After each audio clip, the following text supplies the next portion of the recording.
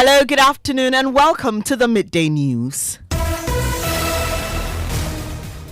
The news is live on Joy 99.7 in Accra, Love 99.5 in Kumasi. Affiliates across Ghana's 16 regions, including Jubilee Radio Keta, Sun City Radio Keta, Saboba FM Saboba, and A1 Radio Bolgatanga. We are live on Twitter Spaces, Facebook live stream, and my Joy Online interactive app.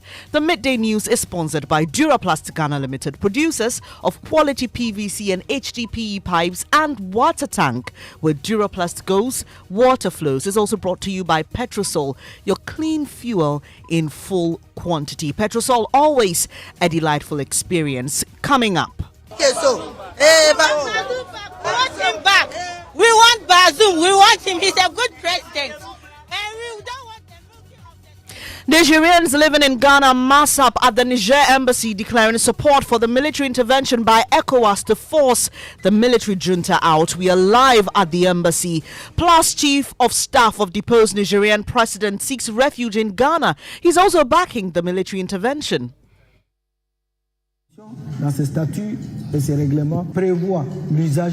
He's making the point basically that in terms of the military intervention from ECOWAS, we need to acknowledge the fact, first of all, that there is a framework or details in a moment. Also, another accusation of witchcraft in the northeast region leads to the death of a 60-year-old woman in the Yonyo Nasiani district. It's very pathetic and about this issue, and we are given this information for the security to see how best they can do in order to arrest the remaining boy, and both of them will be prosecuted to court. More as her family demands justice, as human rights advocate urged the president to assent to the witchcraft accusation amendment bill to help prevent such cases. So the one who did that accusation definitely would also have to be picked and possibly questioned and prosecuted. But I'm afraid that could not happen now, because I'm sure that I've been monitoring to see whether we can have news of the presidential assent, but we are yet to have that one. Also on the Midday News, Foreign Affairs Ministry begins processes to clear backlog of passport applications and sanitize the processes following rising complaints from applicants. We have details plus new measures to check extortion and mistreatment. Also, board chairman of the Ghana Airport Company Limited denies plotting to remove the managing director as he meets leadership of the workers' union to clarify matters. And in sports, Accra Hearts of Folk welcome new head coach as they prepare for Sunday's Beche Manche Cup against bitter rivals Accra Great Olympics. And later,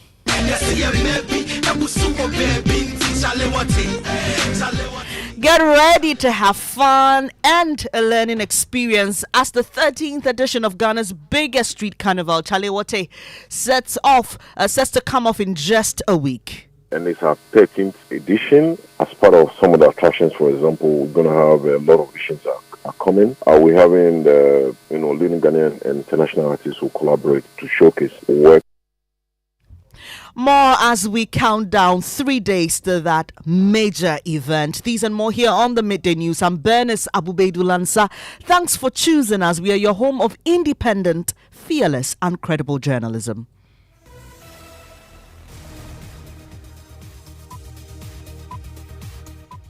It's a pleasure to have you here. The details now. This afternoon, Nigerians living in Ghana are declaring their support for ECOWAS's planned invasion of their country to force out the military junta.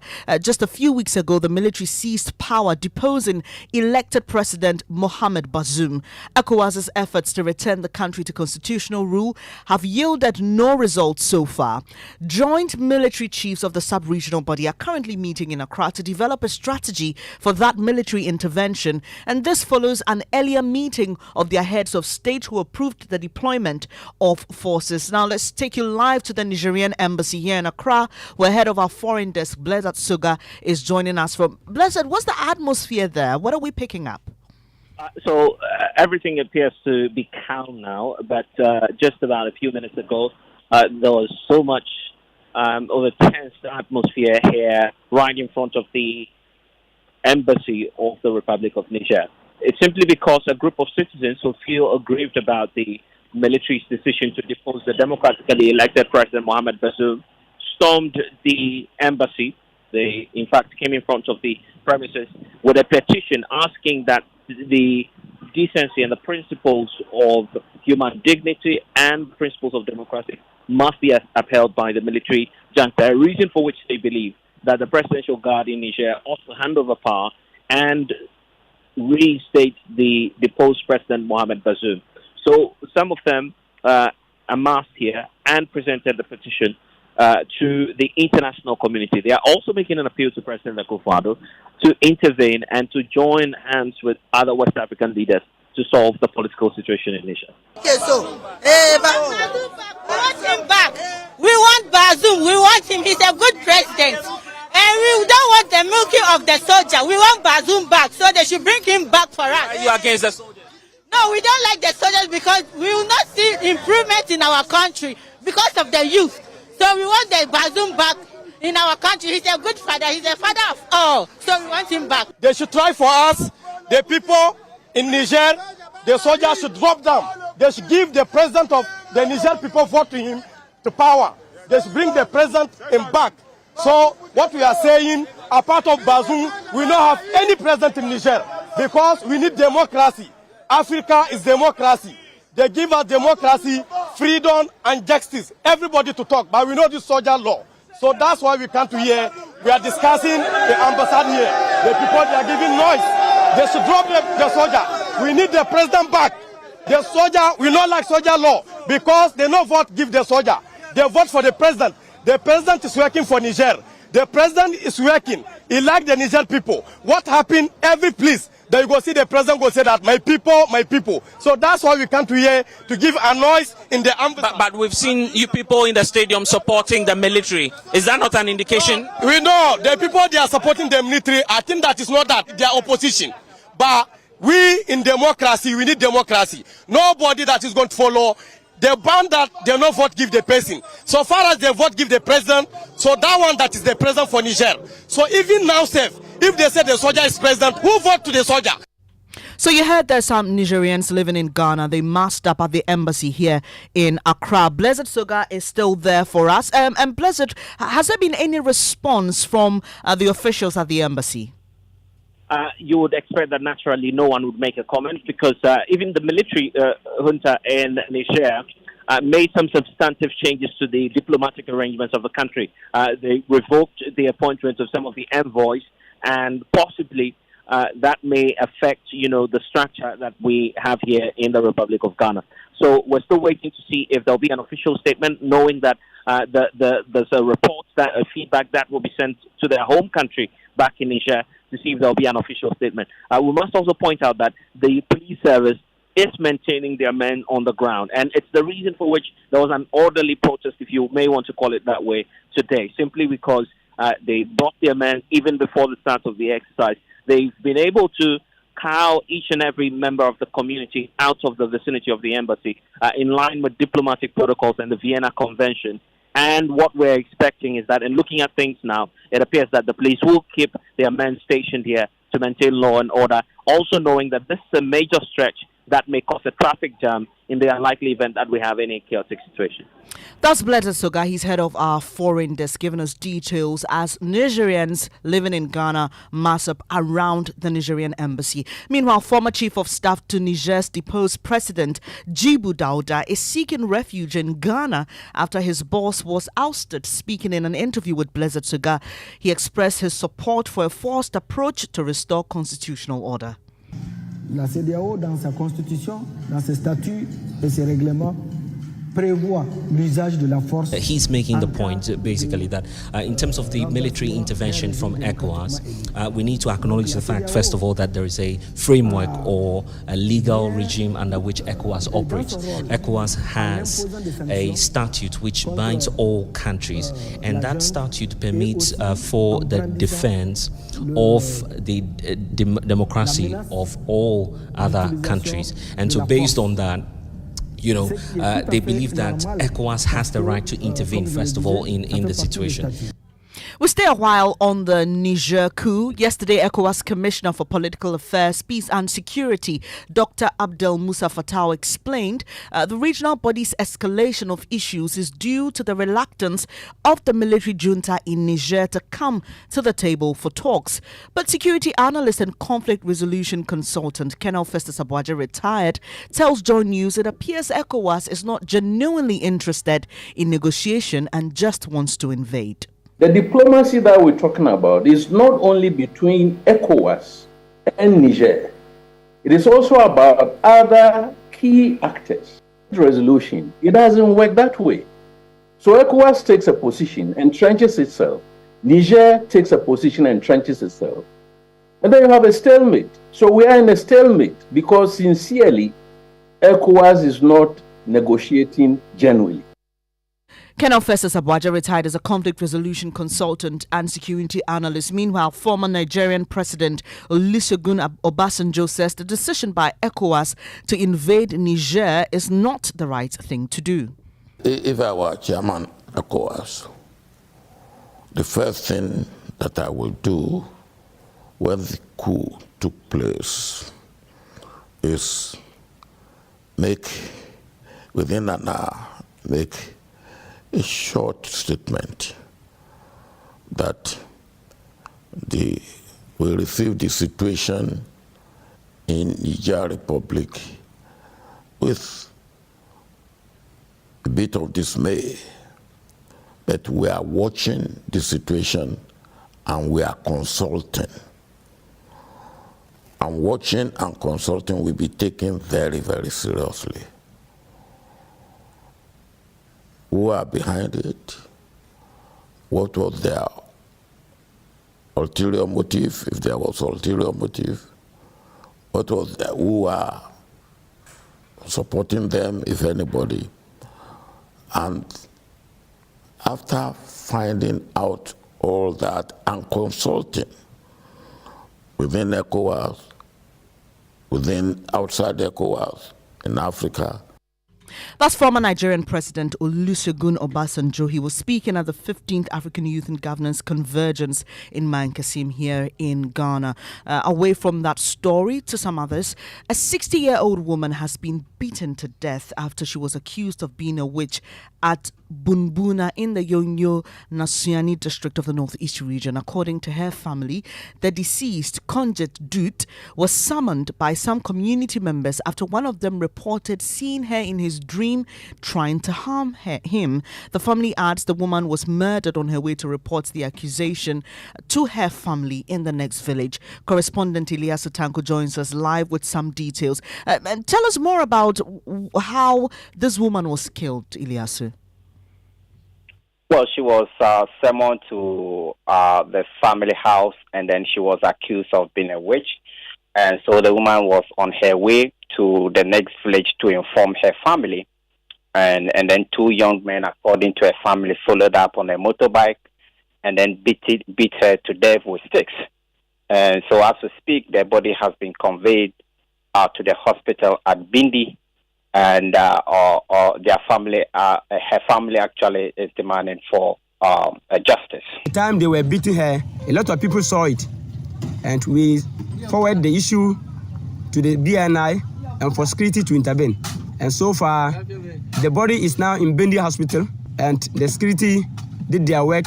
They arrested Nam Kabama, left Kwambiam Emmanuel. Other than that, the family members of Kwanjit said they will not be buried. They will not allow the dead body to be buried. For that matter, and the two boys should be prosecuted to court. These are the actions of... You heard Jacob Kauk. He is a brother to the deceased Konjet Dut. Ilyasu is still with me. Ilyasu, we understand that the chiefs have also been commenting on this matter. What have they been saying? Well, the chief is condemning the incident, and he says that he will ensure that justice is done. He should ensure that the perpetrators are arrested and prosecuted. The issue is still with the police. The police came and took the cops away and arrested one of the boys. So right now the cops is in the morgue. But they are insisting that they should get them the other boy. There were two boys before the cops can release for them to go and bury. Now, as the chief of the community, I'm waiting for the cops to come. I have some verification, some performances to do. Then after the burial, I will sit with the family members and know what sort of measures to take. You heard the chief of Bumbuna, Bagut Al-Hassan. Now, this incident comes barely a month after Parliament recently passed their criminal amendment bill, which includes accusations of this kind. It also comes on the back of a similar incident in June this year at Sangbana that nearly sparked tribal violence. The chief has assured of educating residents on the implications of this new bill. I will invite them and be informed about the new bill that has been passed. You know, previously, I used to entertain this witchcraft issue. But at the point, I was advised to, because witchcraft is a spiritual thing. I don't have the eyes to see you. And so whenever somebody is accused of witchcraft, I don't have to entertain those people. And so I have even started dissuading my people before this incident happened. So as usual, when I go back home, I will mobilize them and get them educated on what has happened. Well, reacting to this latest news, sponsor of the Criminal and Other Offences Bill, Francis Xavier Sosu, said assenting to the bill would help address this disturbing trend. There is no relationship between even the accusation right now, even and then the murder that occurred, because we don't know who actually killed. And I'm sure police will definitely be investigating what led to the murder. But we all know that the root cause is the positive accusation. And so the one who did that accusation definitely would also have to be picked and possibly questioned and prosecuted. But I'm afraid that could not happen now, because I'm sure that I've been monitoring to see whether we can have news of the presidential assent, but we are yet to have that one.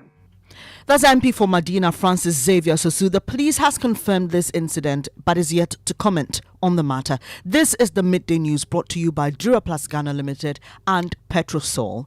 The Foreign Affairs Ministry says it's begun processes to clear the backlog of passport applications at centres across the country. This week, the Minister Shirley Ayokobuchi made an unannounced visit to an application centre in Accra and expressed her disgust about the manner in which applicants were being treated. Anybody who has been here for more than a year, from Monday, please do not come back, because you've been changed. We want to bring some sanity. Every time politicians are corrupt, Meanwhile, it's some public civil servants who will do things that shouldn't be done, and then they put it on politicians. We come, we do the right thing. I'm trying to bring sanity into the passport system. Also in a statement, the ministry says it's taking steps to deal with this problem. Mamiesi Nyamiche Thompson has more. Applying for a Ghana passport has been chaotic and cumbersome for many years, with some persons having to pay 1,000% more than the official charge.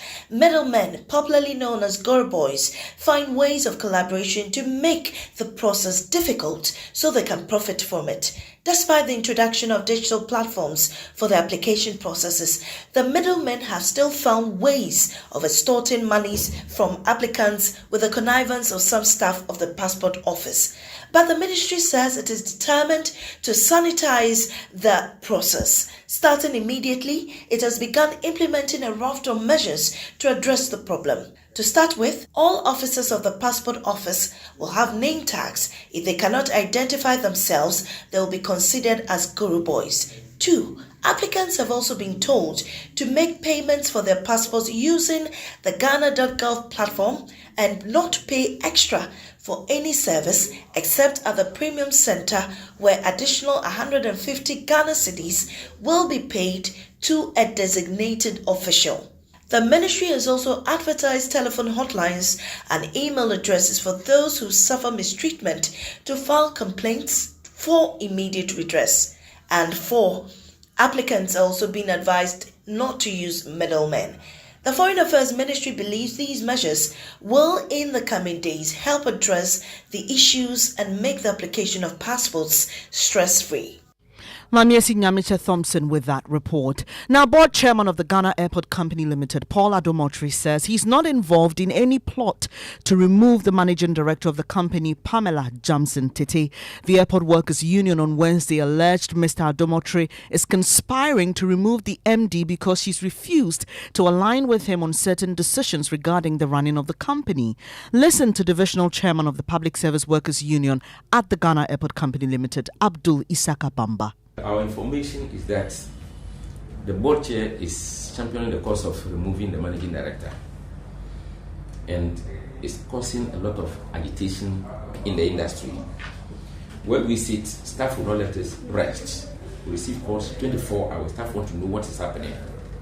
It is based on that we are communicating to our staff to stay calm while their leaders continue to see how the story unfolds, and will communicate back to them. The last hour, we've been getting a response from Mr. Adomotre. Michael Kweku Asante joins me in studio with details. Kweku, you've been in contact with Paul Adomotre. What are we learning? Well, according to Mr. Paul Adomotre, he wants to state categorically that he has no such conspiracy with any other person to remove Madam Pamela Jamson Tete. And in fact, he was caught unaware and surprised by this information that has been put in the public domain. And so today, he's meeting the workers at the airport limited premises to clarify the issues, that there is a harmonious working relationship between himself and the managing director.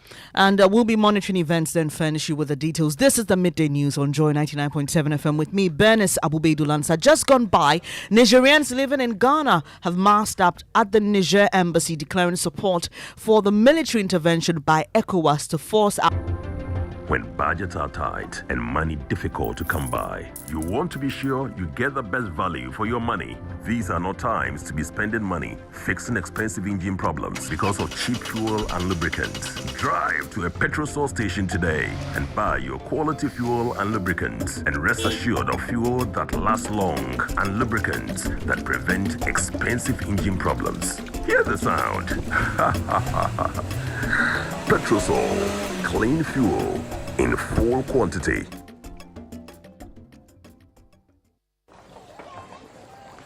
Imagine say water wake up at dawn. No bath, no chop. Where it vanish for your area for 2 weeks. You not get one drop safe inside your tank. Hey. Hajia, our life was in dangerous. Only our neighbor get water with water tank. Water tank? Yes, water tank. Mamma mia, that water tank get meter for checking water level. That water tank be fine past Kumasi Selenium. That water tank be tough like Ghana Army. That water tank, they carry water pepe, so say some no go left inside the supply tank. What a tank! As my boss, Mr. Poncho, go talk. Beautiful, durable, with water level indicator and accurate volume of water. Water tank. What a tank! By Duraplast.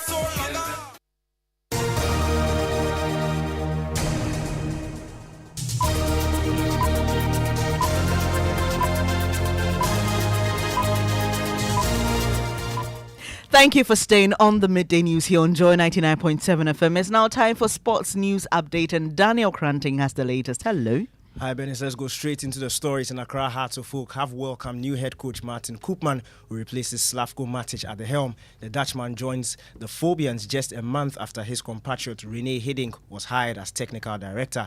Hearts will face rivals Great Olympics on Sunday in the Gbese Manche Homo World Cup, and which serve as Koopman's official introduction to the fans. Hearts assistant coach Bashiru Tijani has praised the inclusion of the former AS Vita Club boss and believes his experience will have a telling effect on the team in the coming season. It's from Holland, Holland, they have a lot of players, good football, and it's all about ball possession and finishing. So that's exactly what we are doing. And I can see the boys too are always happy with the training, and we have all the group. We are also happy with the group that we have at this moment. And for now, we are preparing towards the Sunday game against Accra Great Olympics, and it's one of the big games that we are going to assess our players. You heard Hearts of Oak assistant coach Bashiru Tijani speaking there. That's all for sports. Back to you, Bernice.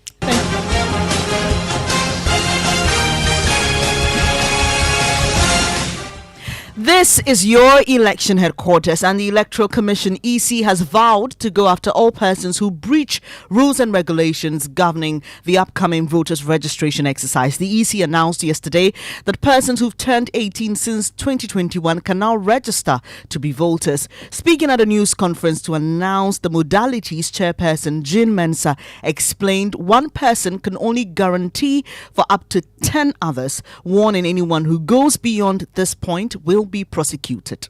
All applicants are to show proof of eligibility by tendering any of the following identification documents. 1, the National Identification Card, also known as the Ghana Card, and the Ghana Passport. It is a criminal offense to guarantee for more than 10 applicants, and a person who guarantees for more than 10 applicants will be prosecuted. It is also a criminal offense for a guarantor to guarantee for non-citizens and minors. The Commission will identify such persons and bring them up for prosecution. And here I'd like to call on our media partners to assist us in educating our citizenry. Now, the district level elections scheduled for the 19th of December will be conducted in all districts across the country except the Nkranza North and South districts. Madam Jean Mensah explains why. The district level elections refer to the Assembly and Unit Committee elections. They are also known as the DLE for short, and that's what most of us call them. The DLE will be conducted to elect people to the lower local government structures. It is a non-partisan election, and it is held every 4 years. The 2023 district level election will take place on Tuesday, the 19th of December 2023. The DLE will be conducted in all 6,272 electoral areas in all districts, with the exception of Nkranza North and Nkranza South in the Bono East region. The DLE for the two districts was not held in 2019 for security reasons. They were both conducted in April 2021. As such, the elections would not be held in both districts. Jean Mensah is chairperson of the Electoral Commission. Still, your election headquarters and flag bearer aspirant Dr. Owusu Efriakoto is questioning the posture of party leadership in reining in key loyalists endorsing flag bearer hopefuls. 961 delegates of the NPP are expected to vote and decide the fate of the 10 individuals seeking to lead the party in the 2024 elections. The super delegates will select 5 for the main congress in November. Speaking to Joy News, Dr. Efriakoto said it's long overdue the party took steps to discipline officials violating the constitution. People are publicly campaigning. High party officials are campaigning for one candidate against the instructions, the regulations of the party, and they know that nobody will say boo to them. We can't. Any institution cannot live without discipline. You think people should endorse aspirants ahead of the elections? No, but I mean that is wrong. It is not in our constitution. The people who have been chosen to manage this party have the authority to actually punish people for going against the rules and regulations, and they are not cracking the whip. Dr. Efriakoto is a flag bearer hopeful of the New Patriotic Party. And before I go, Ghana's biggest street carnival, the Chalewote Festival, is scheduled to take place on August 21. It's dedicated to showcasing the distinctive Ghanaian and African culture and heritage through various mediums like art, music, food and dance. Anil Sabute is a member of the organizing committee. And it's our 13th edition. As part of some of the attractions, for example, we're going to have a lot of musicians that are coming. We're having the leading Ghanaian and international artists who collaborate to showcase works that inspired slavery rebellion. So, for example, we have the one in slavery Brazilians in 1835, Salvador Bahia, who made a return back to Ghana. And then, in terms of the artistic pieces that will be exhibited, we'll have a participation this year from the Ghanaian art collective Afwaba, and they will create live murals detailing the former Ghana, Gold Coast, history of long resistance against colonial intervention.